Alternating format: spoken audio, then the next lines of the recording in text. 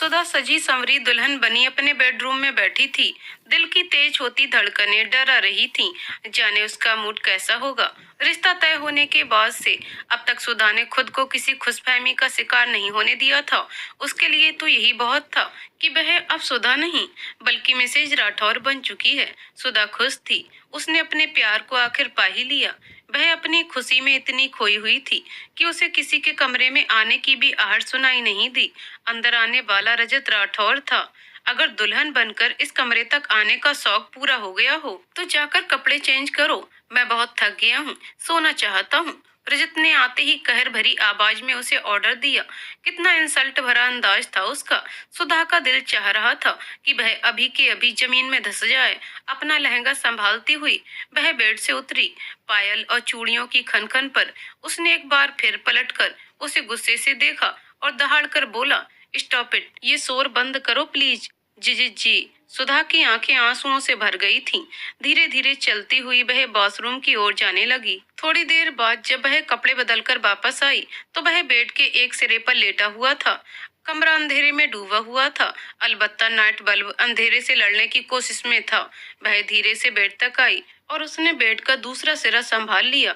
वह लेटने ही वाली थी कि उसे एकदम अपने हाथ पर पकड़ महसूस हुई। उसने पलटकर देखा तो रजत की लाल हुई आंखों को देखकर कांप गई थी। मुझे तुमसे जरूरी बात करनी है। वह कांपते हुए रजत के चेहरे को देखे जा रही थी। वह बेड पर बैठा तो उसने तेजी से टांगे समेटी। जिल्लत के मारे चेहरा झुका लिया। मैं अब तक समझ रहा था कि तुम्हारी दीवानगी एक भक्ति दीवानगी है। डांट फटकार से तुम्हें अक्ल आ जाएगी, मगर यह रिश्ता जितना मजबूत है उतना ही कमजोर है। मैं कभी भी तैयार ना होता अगर पापा मुझे हर्ष की कसम ना देते। ये शादी मेरे लिए कोई अहमियत नहीं रखती। यही बात मैं तुम्हें बताना चाहता हूँ। मुझसे तुम किसी भी हमदर्दी की उम्मीद मत रखना।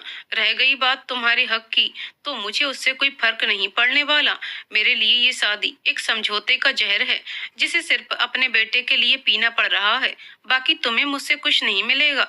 तुमने जिस तरह हर्ष को साथ मिलाकर ये सारा ड्रामा रचा है, मेरे बेटे को अपनी ओर आकर्षित करके तुम मुझ तक आई हो, उससे मेरे दिल में जो थोड़ी बहुत इज्जत थी तुम्हारे लिए वह भी खत्म हो गई। ये कहकर वह उठकर खड़ा हो गया। सुधा जैसे पथरा गई थी। प्लीज, हर्ष के लिए मेरा प्यार कोई झूठ नहीं है।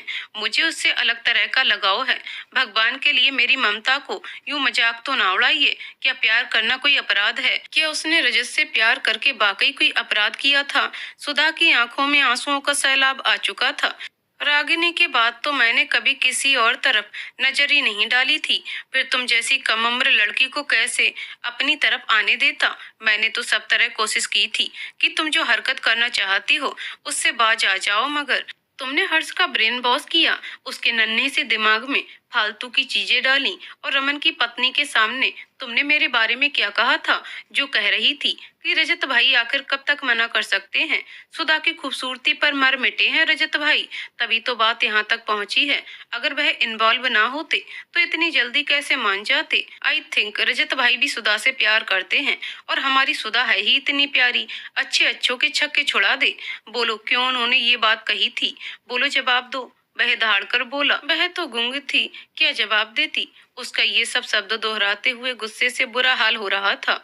मैंने हमेशा ऐसी जिंदगी गुजारी थी जिसमें किसी की एक उंगली तक नहीं उठी थी मेरी तरफ, मगर तुमने तुमने सब घर वालों के सामने मेरी छवि खराब की है सुधा। मुझे नहीं पता उन्होंने ऐसा क्यों कहा। मेरा विश्वास कीजिए रजत जी, मैं नहीं जानती। गोल्डन कलर के नाइट सूट और ब्राइडल मेकअप में सुधा एक जीती जागती कयामत लग रही थी। रजत राठौर ने तेजी से अपने ख्याल को झटक दिया। एक नफरत की निगाह उस पर डाली और एक बार फिर गुस्से से उसकी तरफ घूमा और उसे कंधे से पकड़कर झंझोड़कर पूछा, फिर उन्हें तुम्हारे बारे में ये सब कैसे मालूम हुआ? आज छोड़िए रजत जी, लग रही है मुझे। सुधा ने उसके हाथों को हटाने की एक नाकाम सी कोशिश की, मगर रजत के मजबूत हाथों की पकड़ के आगे सिवाय कसमसाने के कुछ ना कर सकी। बोलो, जवाब दो, कुछ पूछ रहा हूँ। वो उस रात जब आपने मुझे अपने कमरे से बाहर धकेल कर गेट बंद कर लिया था तो बड़ी माँ ने सब देख लिया था और बाकी सब भी। वह धीरे से सब बताती गई और वह उसके कंधों को जकड़े हुए सब सुनता रहा। मैंने जानबूझकर कुछ नहीं बताया था। उसके बाद जो भी हुआ बड़ी माँ और चाची ने ही किया था। दादी और दादू से भी शायद उन्होंने ही बात की थी। सर झुकाए वह अपने ना किए हुए अपराध के बारे में बता रही थी। देख लिया अपनी कमकली का नतीजा।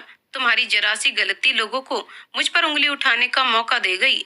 इतने सालों की बनाई हुई इमेज को दो कौड़ी का कर दिया तुमने। जो हो गया वह तो एक तरफ। आगे से तुम्हारी तरफ से मुझे कुछ भी उल्टा सीधा सुनने को मिला तो मुझसे बुरा कोई ना होगा, समझी तुम? और हाँ, मैं अपने कमरे में ये सब बिल्कुल बर्दाश्त नहीं करूंगा। जैसे सबको मेरा इन्वॉल्व होने का यकीन दिलाया है, वैसे ही अलग रूम में रहने का भी सबको कोई ना कोई बहाना बनाकर यकीन दिलाओ। वह गुस्से से कहकर दरवाजा बंद करके चला गया था। उसके जाने के बाद सुधा का कब का रुका हुआ सांस ठीक हुआ था। सोमी जीजी ने ऐसी बात क्यों की? क्या वह नहीं जानती थी कि मेरा प्यार वन साइड है? रजत जी का तो इससे दूर का भी वास्ता नहीं। इसके लिए उसने कई रातें जागकर प्रार्थना की थी और आज ये रात नसीब में भी आई तो उसकी झोली में लाखों डर और सोचें डाल गई थी। अभी से इतना गुस्से वाला अंदाज है, बाद में पता नहीं क्या होगा। सुधा ने धड़कते दिल पर हाथ रखकर सोचा और सोने की कोशिश करने लगी। कम से कम दिल को ये तसल्ली तो थी कि अब रजत को कोई उससे छीन नहीं सकता था। वह चाहे तो हाथ बढ़ाकर उसे छू सकती थी, देख सकती थी। रजत अब पूरी तरह से उसका ही था। यही सब सोचते हुए जाने कब उसकी आंख लग गई पता ही नहीं चला। सुबह उसकी आंख हर्ष की आवाज से खुली। गुड मॉर्निंग मम्मा। उठिए ना मम्मा, कब तक सोएंगी आप? नन्हा सा हर्ष अपने छोटे छोटे हाथों से उसके गालों पर हाथ फेरकर बोला था। वेरी गुड मॉर्निंग मम्मा की जान। सुधा ने नन्हे से हर्ष को अपने गोद में उठाकर प्यार किया। मम्मा पापा कहाँ हैं? हर्ष के सवाल पर उसकी मुस्कान मंद पड़ गई थी। रात का नजारा उसकी आंखों में घूम गया था। पापा बाहर गए हैं बेटा, चलिए आप भी रेडी हो जाइए, फिर सब मिलकर नाश्ता करते हैं। ओके मम्मा। हर्ष मासूम शक्ल बनाकर बाहर की तरफ भाग गया और वह सुस्त कदमों से चलती हुई वॉशरूम की तरफ बढ़ गई। रजत रात भर सुधा की बेवकूफियों के बारे में सोचता रहा और अंदर ही अंदर कुढ़ता रहा। वह अपनी शादी के अगले दिन ही ऑफिस में आ बैठा। सबने अपनी सी कोशिश कर ली थी उसे ऑफिस न जाने देने की, मगर वह सबकी बात को इग्नोर करता ऑफिस आ गया। यहाँ आकर भी उसे चैन न मिला तो दोनों हाथों से सर पकड़कर किसी गहरी सोच में डूब गया। रजत अपने माँ बाप का बड़ा बेटा होने के साथ साथ एक समझदार इंसान भी था। उसका भी कभी मन था हंसने का, बोलने का, मगर रागिनी की मौत ने उसे तोड़कर रख दिया। रजत राठौर एक बिजनेस की दुनिया का बेताज बादशाह था। बहुत जल्दी उसने राठौर साहब को बिजनेस की टेंशन से आराम दे दिया था। बिजनेस की फील्ड में कदम रखते ही उसका सिक्का जम चुका था। हर तरफ बस रजत राठौर के नाम की गुहार थी। कॉलोनी में आमने सामने में दो बंगले थे, एक राठौर साहब का और दूसरा अशोक बंसल का। दोनों की दोस्ती मिसाली थी। एक दूसरे के घर काफी ज्यादा आना जाना हुआ करता था। राठौर साहब के 3 बच्चे थे। एक बेटा रजत राठौर, दूसरा रमन राठौर और बेटी सारा थी जो बीकॉम की स्टूडेंट थी। बंसल साहब के घर भी 2 बेटियां थीं, रागिनी बंसल और सुधा बंसल। सुधा जो कि रागिनी से कई साल बाद पैदा हुई थी। रजत और रागिनी एक ही उम्र के थे, जबकि सुधा सबसे छोटी थी। सुधा 5 साल की हुई तो मिसेज बंसल उसको छोड़कर भगवान को प्यारी हो गईं। सुधा के दादाजी ने बंसल साहब की दूसरी शादी करवाने का निर्णय ले लिया। बंसल साहब ने बहुत मना किया, मगर अपने बाप के आगे उनकी एक न चली और यूं दोनों बहनें सौतेली माँ के रहमो करम पर रह गईं। सुधा उस समय काफी समझदार थी। सौतेली माँ के साथ ने उसी समय से पहले काफी समझदार बना दिया था। ज्यादातर रागिनी और सुधा का टाइम राठौर हाउस में गुजरता था। रागिनी और रजत दोनों एक दूसरे को पसंद करते थे।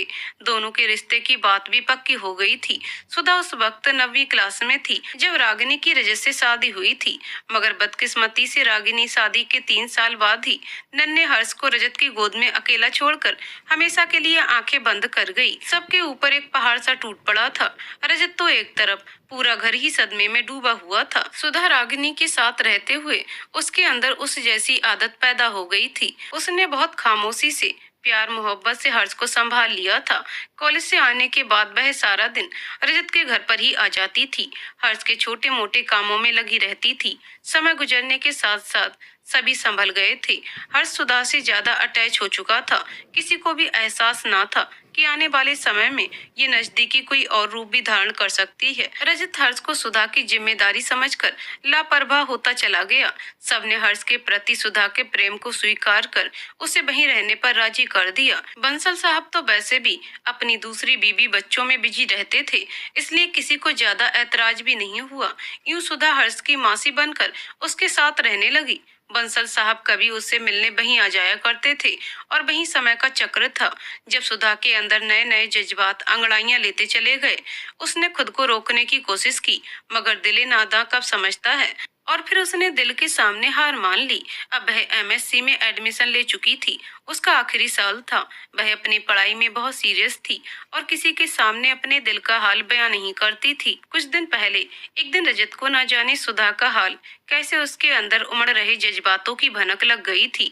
उस दिन वह सारी रात सोचने के बाद ये आर्या पार का फैसला कर चुका था। जब से रजत को सुधा के बारे में पता लगा था, तब से वह उससे कटा कटा रहने लगा था। अब हर्ष को वह ज्यादा समय देने की कोशिश में लगा रहता। सुधा का रवैया वह बहुत दिन से महसूस कर रहा था। रजत के सामने आने से कतराना, सामना होते ही शर्माना। सुधा की आंखों में वह अपने लिए एक खास तरह की चमक देख चुका था। सुधा अब वो बच्ची नहीं रही जो उसे जीजू कहते थकती नहीं थी।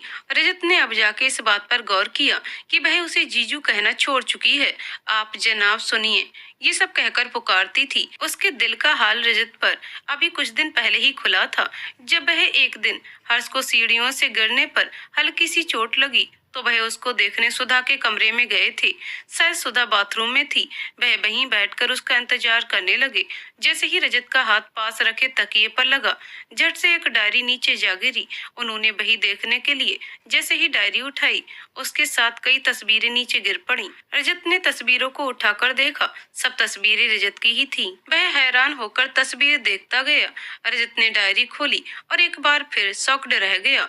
डायरी के पहले ही पेज पर बड़ी खूबसूरत राइटिंग में लिखा हुआ था, हमने क्या चाहा है, सिर्फ इसके कि तुम भी हमें चाहो। रजत को शक तो पहले ही था, अब यकीन हो गया था।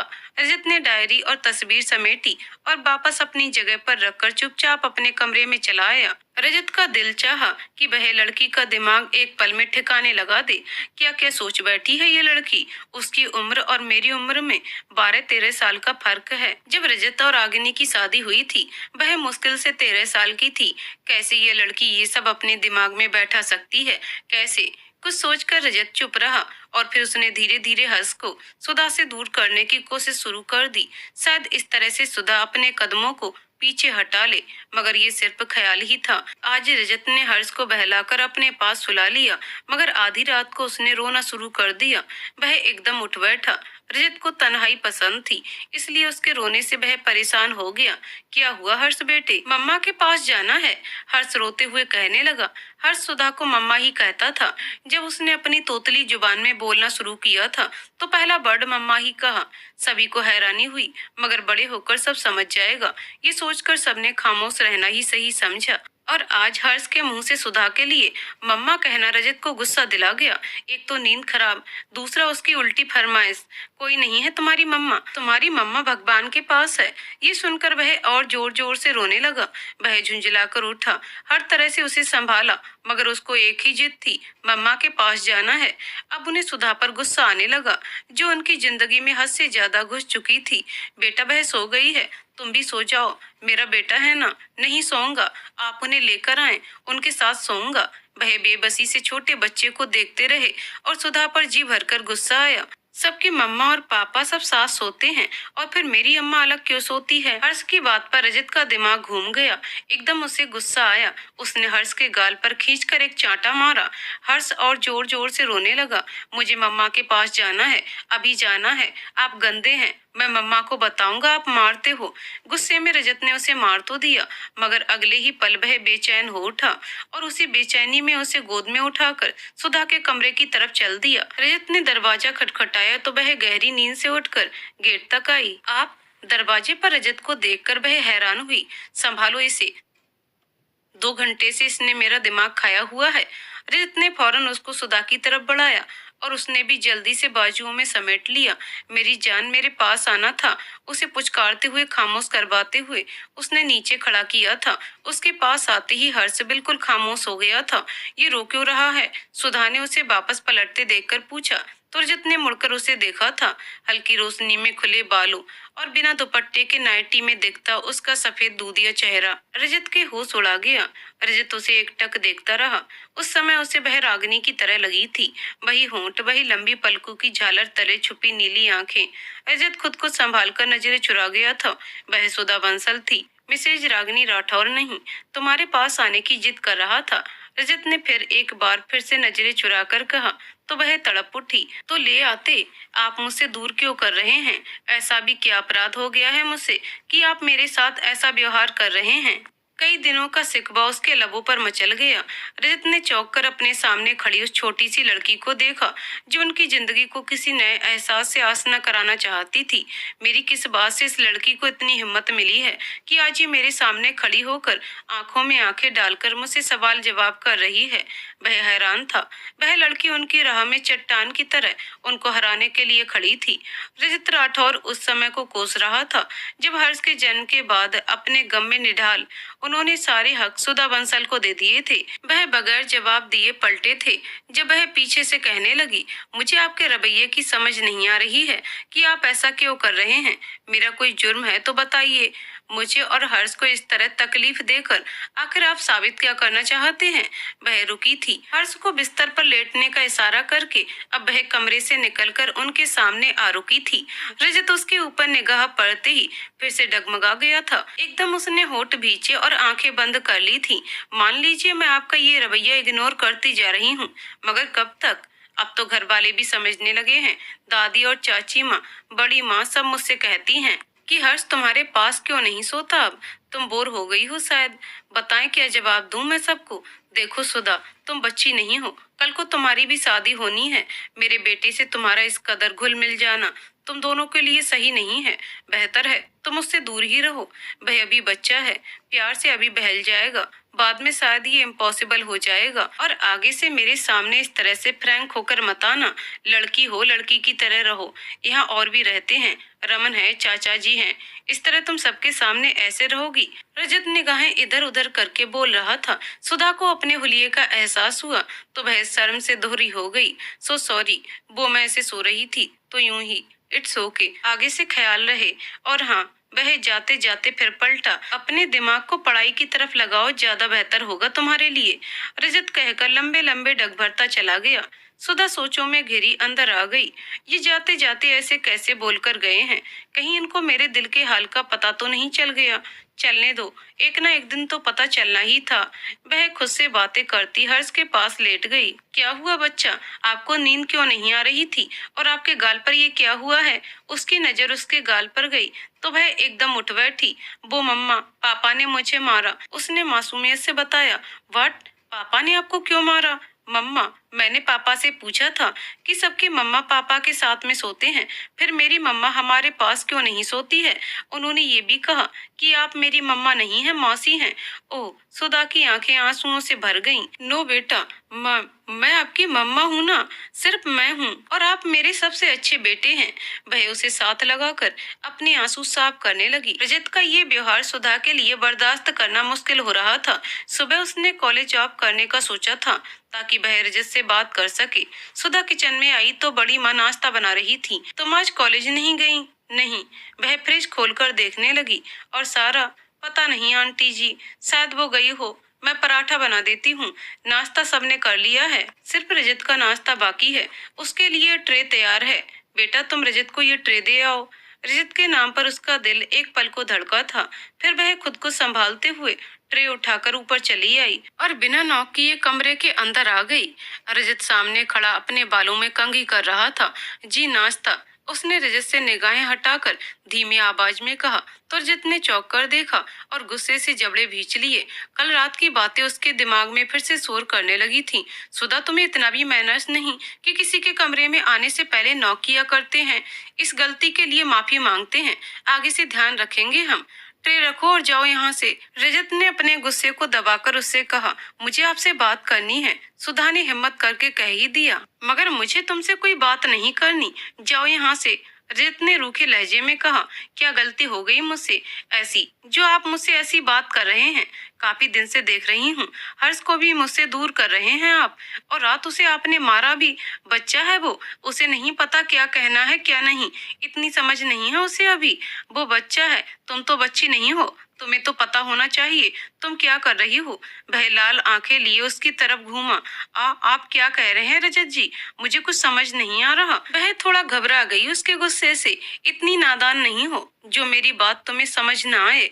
और हाँ, अगर दोबारा मुझे मेरा नाम लेकर पुकारा ना तुमने तो हलक से जुबान खींच लूंगा। शर्म नहीं आती तुम्हें? ये सब उल्टा सीधा सोचते हुए। तुम्हारी बहन का पति हूँ मैं। मुझे तो सोचते हुए भी शर्म आती है कि तुम।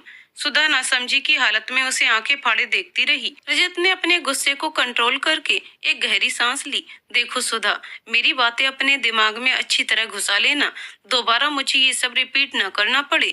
जो ख्वाब तुम अपनी आंखों में सजा रही हो वो कभी हकीकत का रूप नहीं ले सकते। तुम्हारे लिए बेहतर होगा तुम हर से दूर रहो। उसे अपनी आदत मत डालो। सुधा पत्थर की हो गई थी।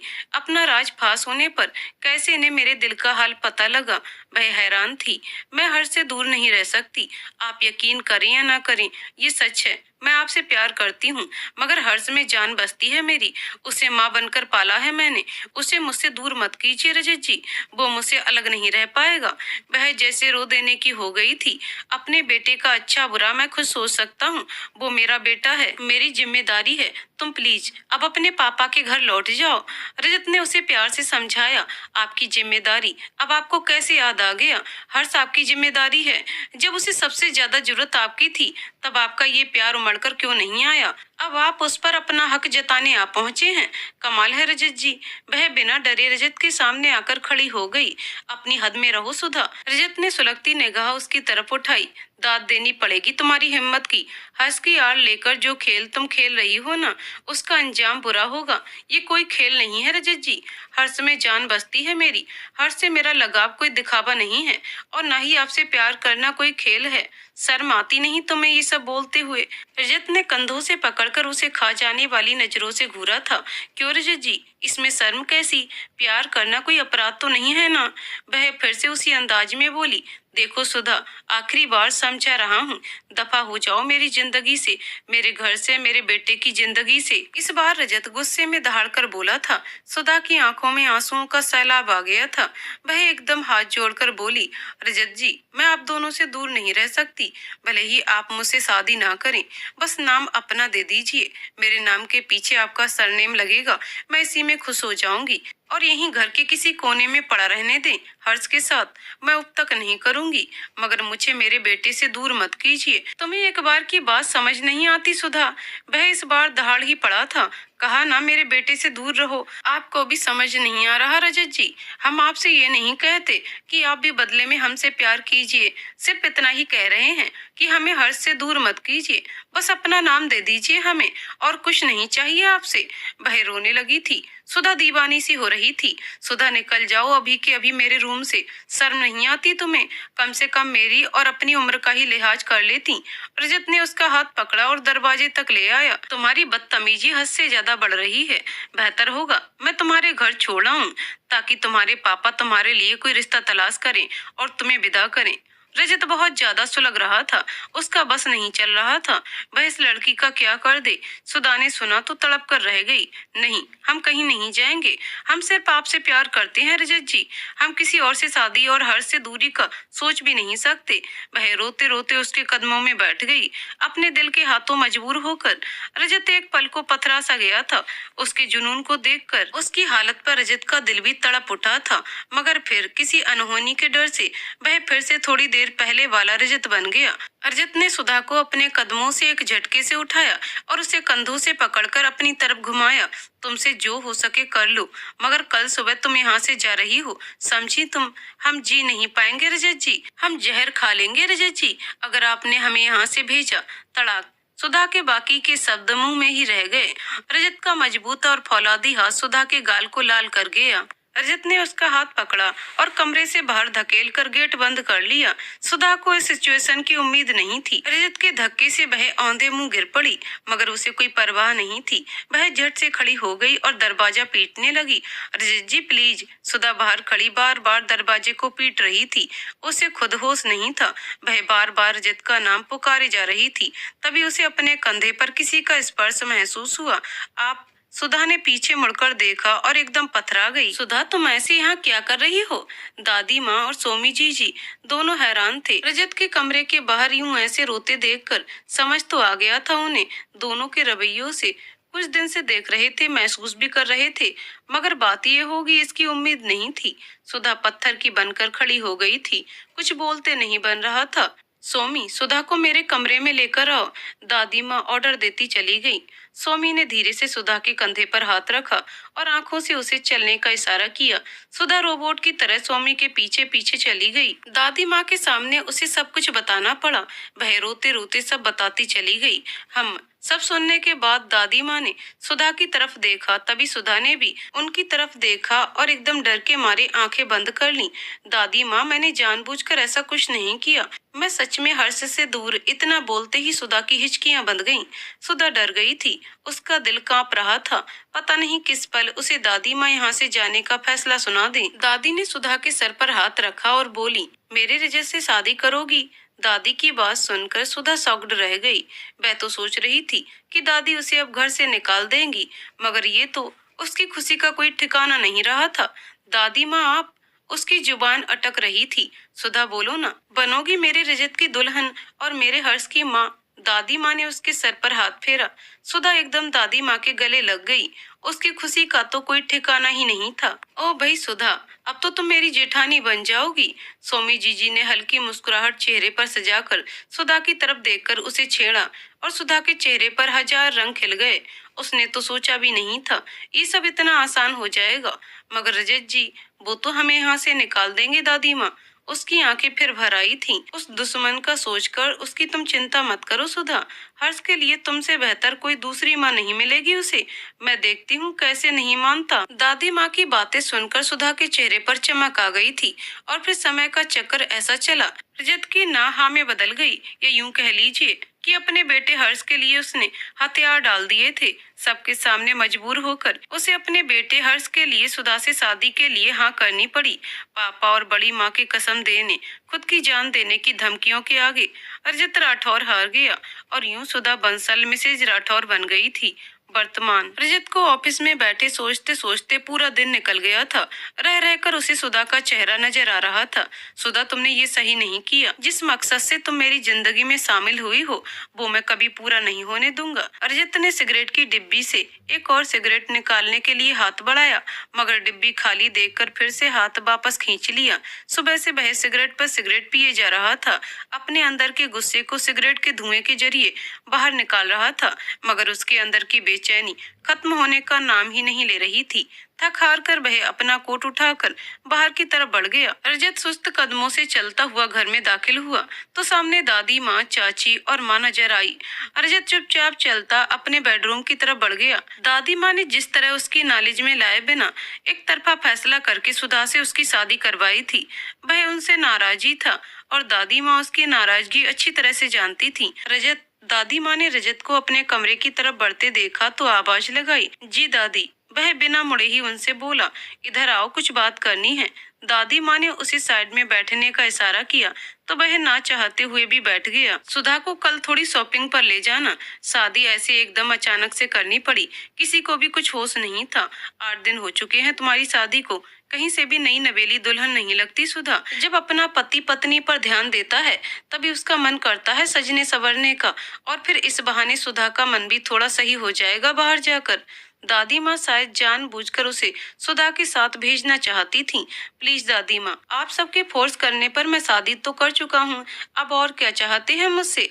मुझे इन झंझटों से दूर ही रहने दे प्लीज। सारा के साथ चली जाएगी वह शॉपिंग के लिए। रजत की नाराजगी उसके शब्दों में जाहिर होने लगी थी। सारा से शादी नहीं हुई है उसकी, तुमसे हुई है। सुधा, अब तुम्हारी जिम्मेदारी है, तुम्हें उसकी हर जरूरत का ख्याल रखना पड़ेगा, समझे? दादी माँ भी ऊंची आवाज में बोली, माँ जी, उसे खाना तो खा लेने दे पहले। रजत की माँ अपनी सास से बोली तो जवाब रजत ने दिया, मुझे भूख नहीं है माँ, और आप सब मेरे लिए परेशान ना हो। इतना कहकर वह अपने कमरे की तरफ बढ़ गया। कमरे में आकर रजत इधर उधर टहलने लगा। तभी दरवाजे पर नॉक की आवाज आई। उसने पीछे मुड़कर देखा और जबड़े भींच लिए। जी वो चाय। सुधा ने नजरें नीचे करके कहा, इस चाय को मेरे सर पर डाल दो और चली जाओ यहाँ से। रजत झुंझलाकर बोला। सुधा डरकर पीछे हट गई, कहीं फिर से ये गुस्सा न दिखाने लग जाए। चाय रखे या न रखे, सुधा इसी कसमकस में थी कि रजत को अपनी ओर आता देखकर कदम पीछे हटाने लगी। पीछे हटते हुए वह दीवार से जा लगी। रजत उसके बिल्कुल नजदीक आ गया था, इतना नजदीक कि सुधा को अजीब सी घबराहट होने लगी थी। उसकी नजदीकी से उसने एक हाथ उसके साइड में रखा और दूसरे हाथ से उसके मुंह को पकड़कर ऊपर की तरफ उठाकर कहा, रजत क्या चाहती हो तुम? वह लाल आंखें लिए गुर्राया था। जी वो मैं क्या? वह फिर से दबे शब्दों में गुस्से से बोला, देखो बहुत नौटंकी कर ली तुमने, अब और मैं तुम्हारी नौटंकी बर्दाश्त नहीं करूंगा। क्या क्या फालतू की बातें मेरे घर वालों के कानों में डालती हो तुम? किस चीज की कमी है तुम्हें? जो मन करे वो करो, मैंने तुम्हें रोका नहीं है। आप क्या कह रहे हैं रजत जी? मैंने तो किसी से कुछ भी नहीं कहा। इतनी भी भोली नहीं हो तुम। वह फीकी सी हंसी हंस दिया। रजत ने अब दोनों हाथ उसके इर्द गिर्द रख दिए। वैसे अच्छा खेल खेला है तुमने। हर्ष को सीढ़ी बनाकर कोई प्रॉब्लम तो नहीं हुई ना तुम्हें इन सब में? मतलब पहले हर्ष को सेट किया, फिर दादी माँ को, फिर माँ को, फिर पापा को। इतना कुछ करने के बाद तुम मुझ तक आई हो। क्यों, सही कहा ना मैंने? बहुत ही खुदगर्ज निकली सुधा तुम तो। सुधा उसके इल्जाम पर तड़प कर रह गई। बस बस कीजिए रजत जी। सुधा ने उसके सीने पर अपने दोनों हाथों को रखकर एक ही झटके में उसे पीछे धक्का दे दिया। रजत उसके धक्के से 4 कदम पीछे हट गया। क्या खुदगर्जी दिखाई है मैंने? वह चीख पड़ी। अपनी आवाज नीची करो सुधा, वरना हलक से जुबान खींच लूंगा। क्यों, अपनी फिक्र हो रही है आपको? कहीं मेरी आवाज बाहर ना जाए और आप पर कोई उंगली ना उठा दे। बेफिक्र रहिए, आप पर कोई इल्जाम नहीं आएगा। मगर मेरी एक बात ध्यान से सुन लीजिएगा, बार बार मुझे ये इल्जाम मत दीजिए कि मेरी ममता हर्ष के लिए दिखावा है। यहाँ यहाँ दुखता है जब आप हर्ष को लेकर मुझे इल्जाम देते हैं। वह अपने दिल के पास उंगली रखकर सिसक कर बोली थी, हाँ ये गलती है मेरी कि मैंने आपसे प्यार किया। प्यार पर किसी का जोर नहीं चलता रजत जी, ये कहीं भी किसी से भी हो सकता है। प्यार कुछ ऐसा नहीं है जिसे हम खुद ढूंढ लेते हैं, असल में प्यार हमें ढूंढ लेता है। प्यार कोई सोची समझी साजिश नहीं होती रजत जी। मुझे नहीं मालूम कब आप मेरे दिल में बस गए। बहुत कोशिश की खुद को रोकने की, मगर ये नादान दिल समझा ही नहीं। सुधा की आंखें आंसुओं से लबालब भर चुकी थीं। अब बस बहुत हुआ, आज के बाद मैं आपकी तरफ देखूंगी भी नहीं। उसने हथेली से अपने आंसुओं को साफ किया और बोली, अब मैं आपके रास्ते में नहीं आऊंगी, मगर आप भी मेरे रास्ते में नहीं आएंगे। नहीं मुझे हर्ष को लेकर हर्ट करेंगे, समझे आप? मुझे सिर्फ हर्ष से प्यार है। माँ बनकर पाला है मैंने उसे। मेरी ममता में कोई खोट नहीं। आगे से मेरी ममता पर इतने घटिया इल्जाम मत लगाइएगा। रजत दम साधे उसके चेहरे को ताक रहा था। आज पहली बार वो इस कदर गुस्से में भड़कते हुए लाल चेहरे को देख रहा था। आपसे प्यार करके मैंने कोई अपराध नहीं किया जो आप मुझे ऐसे टॉर्चर कर रहे हैं। वह बोलते बोलते हाँफने लगी थी। मैंने कभी आपको पाने की ख्वाहिश नहीं की रजत जी, सिर्फ खामोशी से आपको चाहा है। हाँ, अपने नाम के साथ आपके नाम की ख्वाहिश जरूर की थी, ताकि मुझे कोई हर्ष से दूर ना कर सके। बस यही गलती है मेरी, और अगर आप मुझे उस दिन मजबूर ना करते तो शायद कभी मैं आपसे इजहार भी ना कर पाती। खामोश मोहब्बत किए जाती आपसे, मगर आप कभी मेरे प्यार को समझ ही नहीं पाएंगे, मेरी ममता को कभी समझ ही नहीं पाएंगे। वह सिसकियां लेकर बोलती जा रही थी। जाइए, अब आप खुश रहिए। सुधा आपको कभी परेशान नहीं करेगी। घर वालों को मैं खुद संभाल लूंगी। जैसे अलग कमरे में रहने के लिए सबको तैयार किया था, ऐसे ही हर बात में खुद को दोषी ठहरा दूंगी मैं। आप पर कोई इल्जाम नहीं आएगा। वह अपने आंसू साफ करती रजत को हक्का बक्का छोड़कर कमरे से बाहर निकल गई। सारा दिन वह अपने गम का मातम करती रही। रात तक उसे तेज बुखार हो गया।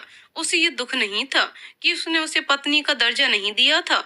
उसे ये दुख था कि उसने नफरत से उसे धुतकार दिया था। किस अपराध की सजा मिल रही थी उसे जो उसने किया ही नहीं था। वह उदास सी थी, खाने के बाद कमरे में बंद हुई तो सारी रात भट्टी की तरह सुलगती रही। हर्ष उसके पास बिस्तर पर सोया हुआ था, मगर उसे कोई चैन, कोई करार ना था। जैसे जैसे रात बीतती जा रही थी, उसके होश खोते जा रहे थे। सुबह तक वह बेजान सी हो गई थी। हर्ष को स्कूल जाना था, उसकी खातिर बिस्तर से उठी थी। हर्ष उससे ही तैयार होता था, किसी से एक गिलास पानी तक नहीं पीता था। वो हर्ष को मुश्किल से तैयार करके कमरे के बाहर भेजकर वह दोबारा बिस्तर पर लेट गई। बुखार की गर्मी से सर चकरा रहा था। खामोशी से कंबल सर तक तान लिया तो थोड़ी देर बाद सारा ने आकर उससे कॉलेज के लिए पूछा। उसने सर दर्द का कहकर उसे वापस भेज दिया। रजत तैयार होकर नीचे आया तो माँ ने ट्रे तैयार कर रखी थी। पापा अखबार देख रहे थे। वह लेट ऑफिस जाते थे। रजत ने उनके साथ वाली कुर्सी संभाल ली। दूसरी तरफ दादी माँ बैठी थी और दादी माँ के सामने सारा जल्दी जल्दी नाश्ता कर रही थी, क्योंकि उसे कॉलेज के लिए देर हो रही थी। आराम से खाओ सारा, क्या बच्चों के जैसे जल्दी जल्दी खा रही हो? माँ ने उसे ऐसे खाते देखा तो टोक दिया। कॉलेज के लिए देर हो रही है माँ। मिस पंकज लेट आने पर बहुत बुरा डांटती हैं। आज सुधा ने कॉलेज नहीं जाना क्या? दादी माँ को सुधा का ख्याल आया तो उन्होंने सारा से पूछा। नहीं दादी माँ, उसके सर में दर्द है, वो आज नहीं जाएगी कॉलेज। सारा की बात से वह एकदम पहलू बदल कर रह गया और अपना नाश्ता खत्म करने लगा।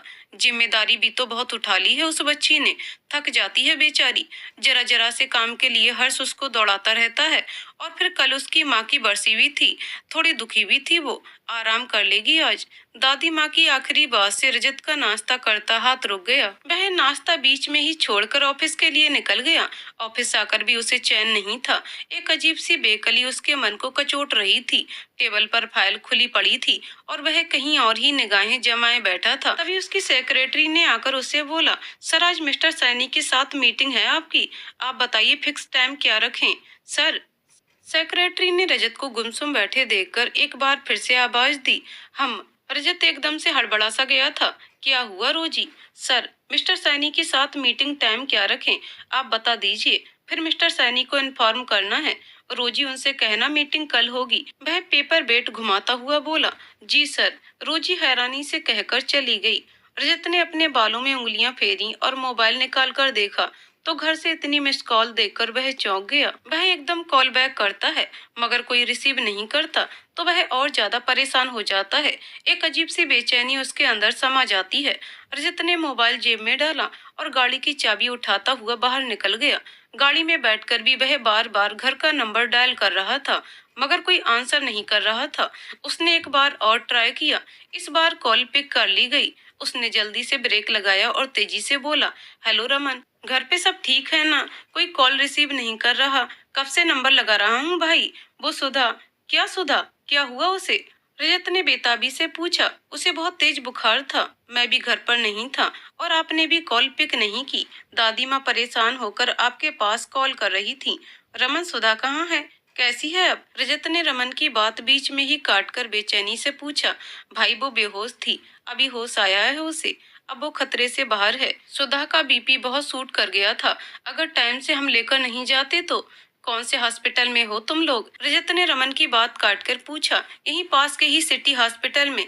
ठीक है, मैं आ रहा हूँ। रजत ने जल्दी से गाड़ी हॉस्पिटल की तरफ मोड़ी। 20 मिनट में वह हॉस्पिटल में पहुंच गया था। रमन, माँ, दादी माँ, पापा और हर्ष सब बेंच पर बैठे थे। रजत को देखकर सब उठकर खड़े हुए। पापा। हर्ष भागता हुआ रजत के पास आया। रजत ने उसे अपनी गोद में उठा लिया और दादी माँ से पूछा, सुधा कैसी है? सुधा ठीक है बेटा। पापा ने आकर उसके कंधे पर हाथ रखा और सांत्वना देकर बोले, डॉक्टर ने आराम के लिए कहा है, सोमी बहू उसके पास है। हम सब भी बस घर के लिए निकल रहे थे। पापा, मुझे मम्मा के पास जाना है। हर्ष ने रजत से कहा, बेटा आप दादू के साथ घर जाओ, आपकी मम्मा को लेकर हम घर ही आते हैं, आप वहीं मिल लेना। नहीं पापा, मुझे अभी मम्मा से मिलना है। रजत, ले जाओ बेटा अंदर उसे, पापा ने कहा तो रजत उसे लेकर रूम की तरफ बढ़ गया। बाकी सभी पीछे पीछे आ गए। सबके जाते ही सोमी उठ खड़ी हुई। अब कैसी तबीयत है इसकी? रजत ने पूछा तो सोमी ने जवाब दिया, जी वो सुधा सो रही है अभी, पहले से बेहतर है बहुत। तभी सुधा कसमसाई और धीरे धीरे से आंखें खोली तो सबको सामने देखकर उठने की कोशिश करने लगी। इतने तेज बुखार में उसका शरीर अकड़ चुका था। सोमी ने उसे सहारा देकर बैठाया। रजत की निगाह उसके पीले पड़े चेहरे पर ही थी। रजत को एकदम किसी गिल्टी का एहसास हुआ। सुधा ने भी उस तरफ देखा तो रजत को अपनी ओर देखते पाया। दोनों की निगाह टकराई। सुधा ने एकदम अपनी निगाह हटा ली। अब कैसी है मेरी बच्ची? दादी माँ ने उसके सर पर हाथ फेरा। सुधा सबको अपने लिए चिंतित देखकर शर्मिंदा हो उठी। ठीक हूँ दादी, आप सब चिंता मत कीजिए। मम्मा क्या हुआ आपको? नन्हा हर्ष उसके गाल को छूकर बोला तो सब उसकी मासूमियत देखने लगे। कुछ नहीं मम्मा की जान, मम्मा बिल्कुल ठीक है। वह भी प्यार से उसके गाल को छूकर बोली, अच्छा आप सब चलिए घर, यहाँ रजत भाई रुक जाएंगे, शाम तक सुधा डिस्चार्ज हो जाएगी। सोमी ने जानबूझकर सबको जाने के लिए कहा और खुद भी उठ खड़ी हुई। चलो हर्ष बेटा। नो चाची, मैं मम्मा के पास रहूंगा। नहीं बेटे, आपको स्कूल वर्क करना है। चिंकी आपके बिना होमवर्क नहीं करती ना, तो आप चाहते हो कि चिंकी को स्कूल में मार पड़े? नहीं चाची, हर्ष जल्दी से बोला। तो फिर जाइए आप सबके साथ। सुधा ने उसको हक करके बोला, बेटा तुम सुधा के पास रहो और उसका अच्छे से ख्याल रखना। दादी माँ ने उठते हुए कहा, नहीं दादी माँ, इन्हें परेशान मत कीजिए, आप सब जाइए, मेरे पास माँ जी रहेंगी। सुधा ने रजत की तरफ देखे बिना दादी माँ से कहा। रजत उसके चेहरे पर नजरें जमाए देखता रहा। वह जानता था सुधा नहीं चाहती कि वह यहाँ रुके। रमन। सब जाने लगे तो रजत ने रमन को आवाज दी। जी भाई। रमन जाते जाते पलट गया। माँ को भी साथ लेकर जाना, मैं हूँ यहाँ, रजत ने सपाट अंदाज में कहा और बाहर निकल गया। सुधा उसकी पीठ देखती रह गई। रमन सबको अपनी गाड़ी में घर ले गया और रजत डॉक्टर से बात करने के लिए बाहर निकल आया था। रजत डॉक्टर से बात करके सुधा के रूम में आ गया। सुधा रजत को आते देख अपनी आंखों पर हाथ रखकर लेट गई। रजत उसकी ये हरकत देख चुका था। कैसी तबीयत है अब? रजत ने साइड से चेयर पर बैठते हुए पूछा। सुधा चुप रही। उसने सुनकर भी अनसुना कर दिया। सुधा। रजत ने फिर से पुकारा, मैं जानता हूँ तुम जगी हुई हो। जिंदा हूँ मैं, मरी नहीं हूँ अभी। ना चाहते हुए भी सुधा का लहजा तीखा हो गया था। सुधा, आई एम सॉरी, रजत ने धीरे से बोला। आप अपना ये सॉरी अपने पास रखिए मिस्टर रजत राठौर, मुझे कोई जरूरत नहीं है आपके सॉरी की। रजत ने दवाई का लिफाफा उठाया और शायद टेबल से पानी का गिलास उठाकर सुधा की तरफ बढ़ा दिया। सुधा, दवाई ले लो। रजत ने उसे गिलास पकड़ाया। मैं खुद से ले लूंगी दवाई, आपको कोई जरूरत नहीं है ये सब दिखावा करने की, और वैसे भी यहाँ कोई नहीं है जिसकी वजह से आपको ये सब दिखावा करना पड़े। वह चटक कर बोली। रजत कुछ नहीं बोला, चुपचाप उसकी तरफ दवाई बढ़ा दी। सुधा ने कोई रिस्पॉन्स नहीं दिया। ठीक है, अगर तुम्हें मेरे हाथों से ही दवाई खानी है तो पहले ही बता देती। रजत को खड़े होते देख वह एकदम सटपटा गई। नहीं, लाइए दीजिए। सुधा ने दवाई और गिलास थाम लिया। रजत के चेहरे पर हल्की सी स्माइल आकर रुक गई, जिसे उसने छुपा लिया। हॉस्पिटल से आए उसे 1 हफ्ता हो गया था। अब वह पूरी तरह से ठीक हो गई थी, मगर अब वह चुप चुप रहने लगी थी। सबके साथ बातें करती थी, हर्ष के साथ खेलती भी थी, मगर रजत के सामने आते ही अपना रास्ता बदल लेती थी। रजत को उसकी चुप्पी महसूस हो रही थी। जाने अनजाने में रजत उसके साथ गलत कर चुका था। इसका एहसास रजत को भी होने लगा था। जब भी रजत ऑफिस से आता वह उसके सामने से हट जाती थी, पहले की तरह उसके आगे पीछे नहीं घूमती थी, जिसका एहसास रजत को भी बखूबी हो रहा था। कहीं न कहीं रजत को सुधा का इग्नोर करना खलने लगा था। सुधा ने अपने आप को इतना मजबूत कर लिया था कि रजत का होना ना होना उसके लिए बराबर रह गया था। वह उससे प्यार जरूर करती थी। उसने सोच लिया था कि अब वह रजत को खुद को जलील करने का मौका नहीं देगी। हर्ष की जिम्मेदारी अब भी वह पूरी तरह से निभाती थी, मगर रजत को इग्नोर करने में उसने कोई कसर नहीं छोड़ी थी। जहाँ भी रजत के होने का शक होता था वह वहाँ से निकल जाती थी। रजत ने उसे बुरी तरह से नफरत से धिक्कारा था। वह तकलीफ कम ही नहीं हो पा रही थी। रह रहकर उसे वह बातें याद आ रही थी, जिन बातों से रजत ने उसके दिल को छलनी किया था। उसका कोई कसूर न होने पर भी उस पर इल्जामों की बरसात की गई थी। उसकी ममता पर वार किया था। सुधा कुछ भी नहीं भूल पा रही थी। इसी उधेड़बुन में वह दादी माँ से इजाजत लेकर अपने पापा के घर चली आई। दादी माँ को भी लगा कुछ दिन अपने बाप के घर रहेगी तो मन खुश हो जाएगा, इसलिए उसे जाने की इजाजत दे दी और वह अपने पापा के पास कुछ दिनों के लिए आ गई। यहाँ सौतेली माँ के अलावा उसके भाई बहन भी थे। उनसे अच्छी दोस्ती थी उसकी, इसलिए उसे यहाँ आकर बोरियत महसूस नहीं होती थी। शाम को रजत ऑफिस से आया तो काफी थका हुआ सा था। आते ही सोफे पर ढेर हो गया। क्या हुआ रजत बेटे, ठीक तो हो ना? माँ ने उसे ऐसे लेटे देखकर पूछा। कुछ नहीं माँ, थोड़ा सर दर्द है बस, पेन किलर लूंगा तो सही हो जाएगा। माँ, आप मेरे रूम में 1 कप चाय भिजवा दीजिए, वह कहकर उठ गया। ठीक है बेटा, मैं सुधा से कहती हूँ चाय के लिए। वह सुधा को आवाज देते देते रुक गई। धत, इस सुधा ने भी इतनी आदत खराब कर दी है मेरी। हर वक्त उसी का ख्याल आता है। ये भी याद नहीं रहा कि वह यहाँ है ही नहीं। यहाँ नहीं है मतलब कहाँ गई वह? रजत ने चोर नजरों से माँ की तरफ देखकर पूछा। क्यों, तुम्हें नहीं पता? वो अपने पापा के पास गई है 1-2 दिन के लिए। उसने तो बोला था कि तुम्हें बता दिया है। रजत एकदम से हड़बड़ा गया। अगले ही पल संभल कर बोला, हाँ वो बताया था उसने, मेरे माइंड से निकल गया था। अच्छा ठीक है, तुम जाओ, मैं सोमी को कहती हूँ चाय बना लेगी। जी, वह कहकर अपने रूम की तरफ बढ़ गया। तो तुम गुस्से में गई हो? ओके जाओ, वह ख्यालों में ही उससे बोल रहा था। मगर मुझे इतनी बेचैनी क्यों हो रही है? वह कहीं भी जाए, मुझे कोई फर्क नहीं पड़ना चाहिए उसके गुस्से से, उसकी नाराजगी से।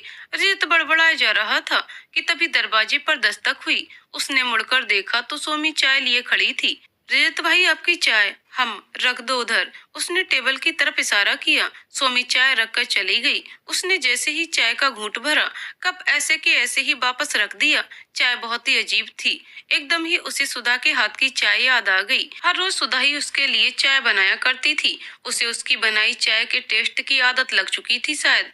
ये मुझे क्या हो रहा है? क्यों मैं उसके बारे में आज इतना सोच रहा हूँ? वह अपने इस अनजाने ख्याल को झटक कर वॉशरूम में चला गया। सुधा को घर गए आज 4 दिन ही हुए थे और इन 4 दिनों में रजत की हालत अजीब हो रही थी। पहले घर में आते ही उसे सुधा दिखाई देती थी और अब सन्नाटा सा दिखाई देता था। इन 4 दिनों में रजत को उसकी बहुत कमी महसूस हो रही थी। उसका कमरा खुद वही साफ किया करती थी, हर चीज टाइम पर मिला करती थी और अब उसका कमरा किसी कबाड़ खाने से कम नहीं था। मुझे इतना फर्क क्यों पड़ रहा है उसके जाने से? मैं ही तो चाहता था वो यहाँ से चली जाए, और अगर अब वह यहाँ से जा चुकी है तो क्यों उसकी कमी मुझे खल रही है? क्यों हर जगह मेरी आंखें उसे देखने की ख्वाहिशमंद हैं? क्यों दिल में अनकहे जज्बात उठ रहे हैं जिन्हें डपटकर वह खामोश करने की कोशिश में था? कहीं मैं न न नहीं, ये नहीं हो सकता। रजत सुधा के बारे में ही सोच रहा था कि तभी हर्ष की आवाज से उसका ध्यान हटा। पापा! हर्ष भागता हुआ उसके पास आया। हाँ बेटे, बोलो क्या बात है? उसने अपने दिल को काबू किया और हर्ष को अपनी गोद में उठा लिया। पहले आप प्रॉमिस करो, आप गुस्सा तो नहीं होगे ना पहले की तरह? रजत नासमझी से उसे देखने लगा। ओके, नहीं होऊंगा। अब बोलो क्या बात है? पापा, मम्मा की याद आ रही है। मम्मा को लेने चलते हैं ना? पापा, उसने मासूमियत से कहा कि रजत उसे देखता रह गया। ओह सुधा, तुमने सबको अपनी इतनी लत लगा दी है और खुद अपने घर जाकर बैठ गई हो। वह मन ही मन सुधा से बात कर रहा था। क्या हुआ पापा? आप गुस्सा है मम्मा के बारे में बात करने से? हर्ष एकदम से डर गया। सॉरी पापा, आपको मम्मा अच्छी नहीं लगती ना तो मैं दोबारा नहीं कहूँगा। मम्मा ने कहा था वो 1 हफ्ते में आ जाएंगी, तब तक मैं आपके साथ रहूं और आपको जरा भी परेशान ना करूं। वह जल्दी जल्दी बोला। रजत को एकदम वही बात याद आ गई जब रजत ने हर्ष की जिद पर उसे थप्पड़ मारा था। हर्ष रजत को चुप देखकर यही समझा कि उन्हें सुधा के बारे में बात करना अच्छा नहीं लगा। नहीं बेटे, ऐसा नहीं है। चलिए अब आप आराम कीजिए और आपकी मम्मा को लेने हम कल चलेंगे। सच्ची पापा? हर्ष एकदम से खुश हो गया था। आई लव यू पापा, लव यू टू माई सन। रजत ने उसे गले से लगा लिया। पापा, मम्मा से बात करने का मन हो रहा है, उनसे एक बार बात तो कर सकता हूँ ना? हर्ष ने अलग होते हुए कहा तो रजत इनकार ना कर सका और अपना सेल फोन जेब से निकाल लिया। मोहब्बत शायद ऐसी ही होती है, मिल जाए तो बंदा जन्नत में होता है और ना मिले तो ताउम्र जिल्लत में। खुद की नजर में खुद को नाकाम देखते हुए जिंदगी गुजारना, इससे बड़ा दर्द क्या हो सकता है जिंदगी में? सुधा खुद को नॉर्मल करने का चाह रही थी, इसलिए इधर आ गई। इधर आकर बहन भाइयों में उलझकर वह खुद को संभालने की कोशिश में थी, मगर फिर भी नाकाम होती ही जाती थी। धम से रजत और हर्ष का चेहरा उसकी आंखों में आ जाता था। हर्ष उसके बगैर कैसे रह रहा होगा? रात को किसके पास सोता होगा? हर्ष से तो दिन में कई बार बात कर लिया करती थी, मगर उस दुश्मने जां की आवाज को भी तरस गई थी। भले ही उसने मुझे नहीं अपनाया, मगर मेरे तो अंतर मन में वह बसा है, हर सांस में शामिल है वो। यहाँ दिल बेचैन हुआ जा रहा है और उधर हालचाल पूछने का भी ख्याल नहीं आया। वह चुपचाप लेटी आंसू बहा रही थी कि तभी फोन की घंटी बजी। उसने बेध्यानी में फोन कान से लगा लिया और दूसरी तरफ से आने वाली आवाज पर वह एकदम पत्थर की हो गई। आंखें बरसने को बेताब हो गईं। जब दिलकश भरी आवाज सुधा के कानों में अमृत घोल गई, वह उठकर बैठ गई। आप? सुधा ने एकदम अपनी बेकाबू होती धड़कनों पर हाथ रख लिया। कैसी हो? रजत ने धीरे से पूछा। मिल गई आपको फुर्सत ये पूछने की? ना चाहते हुए भी सिकवा उसकी जुबान पर आ ही गया। क्या तुम्हें इंतजार था मेरे फोन करने का? रजत अपनी मुस्कुराहट दबाकर बोला तो वह गड़बड़ा गई। हर्ष कैसा है? ठीक है ना वह? सुधा ने बात बदल दी। हम ठीक है, तुम्हारी याद आ रही है। बोल रहा था मम्मा के पास जाना है। अच्छा तो इसलिए फोन किया है? उसका दिल बेवजह ही खुशफहमी में घिर गया था। नहीं सुधा, वो हर्ष को फोन दीजिए। रजत कुछ कहना चाहता था मगर सुधा ने उसकी बात बीच में ही काट दी और अपने बहते आंसुओं को साफ किया। हम लो बात कर लो। रजत ने हर्ष को फोन दे दिया। हेलो मम्मा, कैसी हैं आप? हर्ष ने बेताबी से पूछा। रजत हर्ष को सुधा से बात करते उसके चेहरे पर आए खुशी के रंग देख रहा था। सुधा ने इतना प्यार दिया इसे, शायद इसकी सगी माँ होती तो भी ना कर पाती। और मैंने क्या किया उसके साथ? दुख, दर्द, बेइज्जती, इसके सिवा क्या दिया मैंने उसे? उसके एहसान का बदला भी चुकाना चाहूं तो भी शायद चुका ना पाऊं। रजत खुद को शर्मिंदगी की खाई में गिरता हुआ महसूस कर रहा था। रजत अपने ख्यालों में ही खोया हुआ था। उसे पता भी नहीं चला कि कब हर्ष ने उसे फोन लाकर हाथ में दे दिया। पापा बोलिए तो। हर्ष के कई बार आवाज देने पर भी रजत ने नहीं सुना तो हर्ष ने उसका कंधा पकड़कर हिलाया। तब जाकर वह होश की दुनिया में वापस आया और फोन कान से लगा लिया। रजत अपनी सोच को पीछे धकेल कर सुधा से बोला, सुधा रेडी रहना, मैं कल आ रहा हूँ तुम्हें लेने। सुधा हैरान सी उसके नम्र आवाज को महसूस कर रही थी। नहीं, आप रहने दीजिए मम, मैं खुद आ जाऊंगी, आप परेशान ना हो। सुधा ने अपने दिल को मुश्किल से संभाल कर बोला। दिल तो नहीं चाह रहा था कि वो और यहाँ रहे, मगर रजत की नफरत सहना उसके बस में नहीं था। सुधा के अंदर उदासियों के बादल उमड़ रहे थे। सुधा नाराज हो? रजत ने हर्ष को बाहर जाते देख सुधा से पूछा तो सुधा उसका ये अंदाज देखकर चुप रह गई। ये इंसान हालचाल तो पूछना दूर, नजर भरकर देखने की भी तकलीफ नहीं उठाता था और आज उसकी नाराजगी की परवाह कर रहा था। आपको क्या फर्क पड़ता है रजत जी? और हमारे बीच ऐसा रिश्ता ही क्या है जिसके बिना पर मैं आपसे नाराज होने लगी? सुधा ने अपने दिल की तड़प को शांत करने की नाकाम सी कोशिश की। रिश्ता है, बहुत ही मजबूत रिश्ता है। रजत ने अपने दिल पर हाथ रखकर कहा। तुम्हें खबर नहीं सुधा, तुमने इस दिल से कितना मजबूत रिश्ता जोड़ लिया है जिसे ना चाहते हुए भी मैं स्वीकारने पर मजबूर हो गया हूँ। मेरे अंदर की तोड़ फोड़ इस बात का सबूत है कि मैं रजत राठौर एक छोटी सी लड़की से दिल हार गया। रही सही कसर तुम्हारी इन 4-5 दिन की दूरियों ने पूरी कर दी। मैं हार गया हूँ सुधा तुमसे, तुम्हारे प्यार से, तुम्हारी ममता से। मेरा दिल अब तुम्हें हर तरफ देखने की चाह करता है। वह कहना चाहता था ये सब मगर कह नहीं पाया। समझौते का रिश्ता कहें रजत जी, जिसे ना चाहते हुए भी आपको जोड़ना पड़ा। भूली नहीं हूँ कुछ भी रजत जी। सुधा के आंसू टप टप गिरने लगे थे जिन्हें उसने बेदर्दी से रगड़ डाला। मैं आपके रास्ते में अब कभी नहीं आऊंगी रजत जी। सुधा, मैं उस समय गुस्से में था। मैं रजत जी प्लीज। सुधा ने सिसकी भरी। सुधा प्लीज मत रो। वह बेचैन हो उठा। मेरी किस्मत में ही रोना लिखा है रजत जी। मेरा दिल मेरे बस में नहीं था। अगर पता होता यूं रुसवा होगा दिल तो कभी भी ऐसे दिल न लगाती। सुधा फूट फूट कर रो दी और फोन काट दिया। दूसरी तरफ रजत उसके यूं रोने से तड़प उठा। उसका इरादा उसे तकलीफ देने का नहीं था। वह तो बताना चाहता था कि उसके प्यार ने उस रूखे फीके इंसान के अंदर एक नई उमंग पैदा कर दी है। उसके प्यार ने ही रजत राठौर को सर से पैर तक बदल डाला है। कुछ सोचकर रजत गाड़ी की चाबी उठाकर बाहर निकल गया। आधे घंटे में वह बंसल अंकल के घर पहुंच चुका था। सामने ही बंसल अंकल बैठे थे। वह थोड़ी देर उनके पास बैठा और फिर उनसे सुधा का पूछा। अंकल, सुधा कहाँ है? उसे लेने आया था। वो हर्ष का मन नहीं लग रहा सुधा के बिना। उसकी तबीयत ठीक नहीं है। सुधा कमरे में है बेटा, अभी बुलाता हूँ, तुम बैठो। वह कहकर उठने लगे तो रजत ने उन्हें रोक दिया। आप रहने दीजिए अंकल, मैं देखता हूँ, कहकर उसके रूम की तरफ बढ़ गया। रजत ने जैसे ही दरवाजे के हैंडल को पकड़ा उसका दिल धक धक करने लगा। उसने धड़कते दिल को काबू किया और धीरे से दरवाजे को धकेला और अंदर चला गया। सामने ही बेड पर वह आड़ी तिरछी लेटी हुई थी, शायद अब भी रो रही थी। रजत आकर उसके थोड़े से फासले पर बैठ गया। सुधा को पता नहीं चला। सुधा बस करो, कितना रोगी, उसकी वजह से वह कितना रो चुकी है। रजत शर्मिंदगी से बोला। सुधा रजत की आवाज अपने सामने इतना करीब सुनकर एक झटके में उठ बैठी। आप यहाँ कैसे? उसे अंदाजा नहीं था कि रजत यहाँ ऐसे आ जाएगा। जल्दी से उसने अपने आंसुओं को साफ किया और बेड से उठ खड़ी हुई। रजत ने उसका इरादा भांप लिया था, इसलिए जल्दी से उसका हाथ पकड़कर वापस बैठा लिया। हाथ छोड़िए रजत जी, उसने जैसे रिक्वेस्ट की थी। हाथ छुड़ाने के लिए ही मेरा हाथ थामा था तुमने। तुम तो इसके बड़े बड़े दावे किया करती थी, फिर अब क्या हुआ? रजत जी प्लीज, ये सब ड्रामा बंद कीजिए। तकलीफ होती है। आपके कौन से रूप को मैं सच मानूं? वो जो शादी की रात को था, या वो जिस रात आपने मुझे अपने रूम से जलील करके बाहर निकाला? ये जो अब आप धारण किए हुए हैं? सुधा, मैं मानता हूँ मैंने गलत किया, मगर ये हकीकत है। ये कोई ड्रामा नहीं है। मैंने तुम्हें इतना सताया, इतनी तकलीफ दी। मैं तुम्हारे सामने हारना नहीं चाहता था। मैं तुमसे उम्र में बड़ा था। मैं नहीं चाहता था कि तुम्हारे साथ कोई नाइंसाफी हो।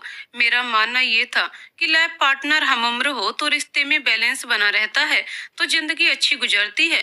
मुझे लगा तुम मेरी तरफ सिर्फ जज्बात में आकर आकर्षित हुई हो। हो सकता है बाद में जज्बात का जोर कम हो और तुम्हें एहसास हो कि तुम गलती पर थी, तो बाद में पछताने से बेहतर था कि तुम अभी से कुछ सोचती। जिंदगी जज्बात के सहारे गुजरने वाली नहीं है। जिस तरह से तुमने मेरे बेटे को संभाला, मेरे पूरे घर को संभाला, मैं इसके लिए तुम्हारा एहसानमंद हूँ, और इस एहसान का बदला मैं ऐसे चुकाना नहीं चाहता था। तुम एक मैरिड आदमी डिजर्व नहीं करती। तुम मासूम सी गुड़िया सी थी। तुम्हारे लिए कोई भी अच्छा मिल जाएगा, इसलिए मैंने तुम्हारे लिए खुद को कठोर कर लिया था। मैं जितनी कठोरता का दिखावा कर रहा था, तुम उतनी ही मेरे प्यार में डूबती जा रही थी। मैं डर गया था, तुमसे नहीं खुद से। मुझे अपने अंदर तोड़ फोड़ होती महसूस हो रही थी। तुम्हारे लिए मैं कमजोर पड़ रहा था। मुझे तुम्हारी आदत पड़ती जा रही थी। तुम्हारे हाथ के बने खाने की, तुम्हारे हाथ की चाय की लत। हर समय तुम मेरे एहसासों पर कब्जा जमाए जा रही थी, जिसकी वजह से मैंने तुम्हें बार बार कड़वे शब्द बोले, तुम्हें नफरत से धुतकारा, ताकि तुम पीछे हट जाओ। हर्ष को देखता था तो एहसास होता था कि वह तुमसे कितना अटैच हो चुका है। तुम्हारी शादी के बाद हर्ष कैसे रह पाएगा, इसलिए तुम्हें हर्ष से दूर रहने की बात किया करता था। हर्ष तुम्हारे पास रहने की जिद करता था और हर बार मेरा गुस्सा तुम पर निकलता था। मैं हारना नहीं चाहता था, मगर हार रहा था। तुम्हारे यहाँ आने के बाद अगले दिन ही मुझे तुम्हारी अहमियत का पता लगा। हर तरफ लगता कि अब तुम इस कमरे से निकलोगी, किचन से आओगी, मगर निगाहें मायूस लौट कर आती थीं। और जब तुम्हारी ये 5 दिन की दूरी ने मुझे चारों खाने चित्त कर दिया, मेरा दिल तुम्हारी चाह करने लगा। घर में तुम्हारे बिना सन्नाटा छाया रहता है। सुधा, मैं आज दिल से मानता हूँ, मैं तुम्हें दिल की तमाम गहराइयों से चाहने लगा हूँ। तुमने मेरे अंदर प्यार की कोपल फूंक दी। वह पत्थर की तरह बुत बनी सुन रही थी। वह सोच रही थी, क्या ये इंसान वाकई सच कह रहा है, या मैं कोई सपना देख रही हूँ? कहीं ये सपना टूट न जाए। ये कोई सपना नहीं है सुधा। वह जैसे उसके दिल की आवाज को सुन लिया था। क्या अब भी नहीं मानोगी मैं हार गया हूँ, एक छोटी सी लड़की के आगे, जो मुझसे उम्र में छोटी है? तुम्हारे प्यार और हर्ष के लिए, तुम्हारी ममता के सामने मैंने घुटने टेक दिए हैं। अब बोलो सुधा, मुझ जैसा अकड़ू इंसान स्वीकार है तुम्हें? मेरी सारी गलतियों को भूलकर मेरी अर्धांगिनी बनोगी? रजत उसके दोनों हाथ पकड़े उसे सवाल किए जा रहा था। सुधा की आंखों से आंसू बहते चले गए। वह सर झुका गई। बस अब नहीं रोना। बहुत रुलाया है मैंने तुम्हें। अब सारी गलतियों की भरपाई करूंगा।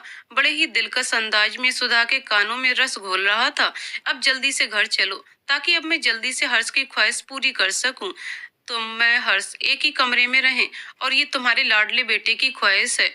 हर्ष भी बहुत बेचैन है तुम्हारे बिना, और हर्ष का बाप भी। सुधा का अब भी बुरा हाल था। सुधा सब कुछ समझ के भी ना समझ रही थी। उसकी हैरानी देखकर रजत के होठों की मुस्कुराहट गहरी हो गई।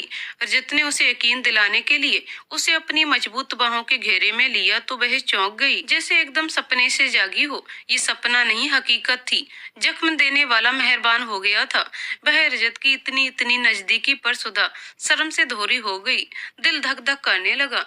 सारी सूरत हाल समझ में आ गई तो चेहरा गुलनार होता चला गया। रजत ने दिलचस्पी से उसका ये रूप देखा। ये रूप भी पागल कर देने वाला था। सुधा शर्म के मारे निगाहें झुका गई। अब मैं 1 मिनट भी नहीं रहने वाला तुम्हारे बिना। रजत उसके कान के पास मुंह करके बोला। सुधा एकदम उसके चौड़े सीने में मुंह छुपा गई। रजत ने भी उसे कसकर गले से लगा लिया। अब चले मिसेज राठौर, ये यही सब कुछ? रजत जी प्लीज। सुधा एकदम उससे अलग हुई। रजत उसे घर लेकर चल दिया। सुधा ने घर वापस आकर फिर से पूरे घर को संभाल लिया था। सब खुश थे रजत के बदले हुए बर्ताव को देखकर। सुधा अब हर्ष के कमरे में शिफ्ट हो चुकी थी, या यूं कह लीजिए कि रजत जबरदस्ती उसे अपने रूम में ले आया था। उसी ने उसे अपने रूम से बाहर किया था और आज वही खुद उसे अपनी बाहों में लेकर आया था। सुधा बहुत खुश थी। उसने जो चाहा पा लिया था। उसका प्यार उसके पास था, उसके साथ था। इससे बड़ी दौलत और क्या हो सकती थी। रात को सुधा किचन का काम निपटाकर रूम में आई तो हर्ष सो चुका था और रजत को जागते पाया। आप अभी तक सोए नहीं? सुधा ने रूम में आकर खुद को नॉर्मल करने के लिए पूछा। आज सोने को नहीं, जागने को दिल चाह रहा है। रजत ने उसकी आंखों में झांका। रजत का नशीला अंदाज सुधा की पलकों को कपकपा गया। जागकर क्या पहरा देंगे? अच्छा, नींद नहीं आ रही तो आप जागते रहिए, मुझे नींद आ रही है। वह साइड से तकिया उठाने लगी तो रजत ने अचानक हाथ बढ़ाकर उसकी कलाई थामकर अपनी तरफ खींच लिया और उसका होश रुबा सरापा रजत की बाहों की गिरफ्त में आ गया। आज सोने का मूड नहीं है। क्या कर रहे हैं रजत जी? हर्ष उठ जाएगा, छोड़िए। वह एकदम शर्म से पलके झुका गई। उसका स्पर्श रजत के जज्बातों को दहका रहा था। सुधा ने उसकी आंखों में झांका, जहां प्यार ही प्यार था। रजत ने धीरे से उसके माथे को अपने प्यार की मोहर से सजा दिया। सुधा ने अपने आप को पूरी तरह से रजत को सौंप दिया। खिड़की से झांकता चांद उन दोनों के प्यार का साक्षी था। प्यार की बरसात में दोनों भीग रहे थे। तो दोस्तों, कहानी यहीं पर समाप्त होती है। दोस्तों, आपको कहानी कैसी लगी कमेंट करके जरूर बताइएगा। कहानी पसंद आई हो तो वीडियो को लाइक शेयर करें और चैनल को सब्सक्राइब करें। कहानी को पूरा सुनने के लिए बहुत बहुत धन्यवाद दोस्तों।